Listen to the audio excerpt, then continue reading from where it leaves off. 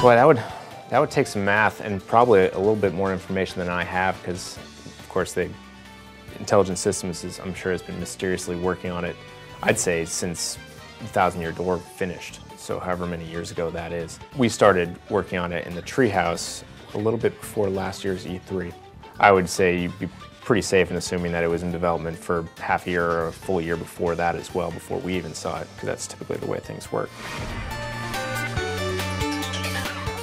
Not being a technical guy, I can't really tell you exactly what they did in the conversion from the GameCube to the Wii. I'm sure there was a ton of coding stuff that they did as far as resolutions and whatnot, but I'm definitely not the man to ask for that. I know for one thing they moved it to 16:9 widescreen, which of course that was not planned for the Wii. And then on top of that, they of course incorporated many other Wii specific things having to do with the controls. So, yeah, Wii controls. Obviously, when it was on the GameCube, you're holding the GameCube controller, and there wasn't very far to go at that point. You were either pressing a directional or you were pressing some buttons. When they moved it over to the Wii, they actually did some very, very cool things, very simple things as well. I, for one, am a huge fan of playing in the NES style. I don't know why, but the simplicity of this thing with just a couple buttons and a D-pad. So most of your action is moving around exactly like that. You're going to be using the D-pad to move around and using the one and the two buttons to jump and use your pixels. You can also access your menus by pressing both buttons at once. But of course there's an accelerometer in here, and this is used in several ways.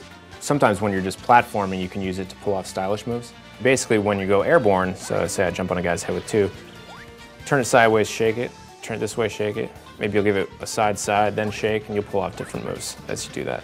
And it's actually really cool, all these little sprites, as if an audience were looking in to your screen pop up, you know, like Toads and Shy Guys and stuff will come in from all directions, and you'll see confetti and there'll be a little fanfare. And it's cool in that it looks cool, but it's also cool in that it actually pumps your score up a little bit. So just jumping off a guy might get you 300 points, but if you jump off him and do a stylish move, you're going to get 350. And as I mentioned before, the more points you get eventually, you're going to level up both in hit points and in attack power. If you're using items, you'll have to do things like furiously shaking it to charge up your electric charge or to wake up from sleeping.